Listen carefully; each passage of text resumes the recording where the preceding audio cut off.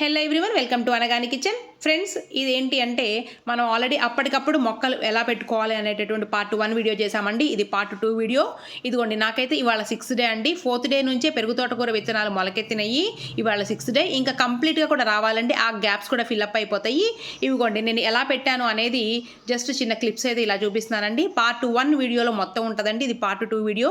ఇలా ఎండుటాకులు, kitchen waste, అట్లాగే మన గార్డెన్లో పనికిరానటువంటి అంటే ఎండిపోయినటువంటి ఆకులు అవన్నీ కూడా వేసేసి నేను దాని మీద మట్టి కప్పేసేసి పెరుగు తోటకూర విత్తనాలు మన గార్డెన్లో ఉన్నయే తీసేసి నేను చల్లానండి.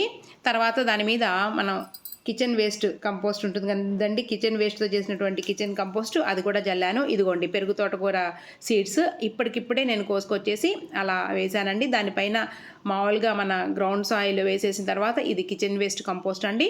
ఇది మొత్తం వేసేసి చక్కగా సర్దేసి దీని మీద నీళ్లు చక్కగా చిలకరించేయాలి. మొత్తం లోపల సర్దుకుంటుందండి. ఇదిగోండి వాటరింగ్ అయితే బాగానే చేయాలి. ఇదిగోండి దీన్ని ఇక పక్కన పెట్టేశాను. ఇప్పుడు మనకి 6th డే చూపిస్తున్నానండి ఈ వీడియో. ఇదిగోండి హోల్స్ పెట్టానండి ఒక బాటిల్కి, ఇలా నీళ్ళు ఇస్తున్నాను. ఆ గ్యాప్స్ కూడా ఫిల్అప్ అయిపోతాయండి. లైట్గా వస్తున్నాయండి ఇప్పుడే. మనకి 6th డేకి మాత్రం కొన్ని పైకి వచ్చినాయి అనమాట. 4th డేకి వచ్చినాయి. 6th డే అయితే ఇలా ఉందండి. దీన్ని ఇక నేను ఇప్పటిదాకా కొంచెం నీడ ప్లేస్లో పెట్టానండి. ఇక ఎండ ప్లేస్లో పెట్టేస్తాను. ఆ గ్యాప్స్ కూడా ఫిల్అప్ అయిపోతాయండి 2-3 రోజుల తర్వాత.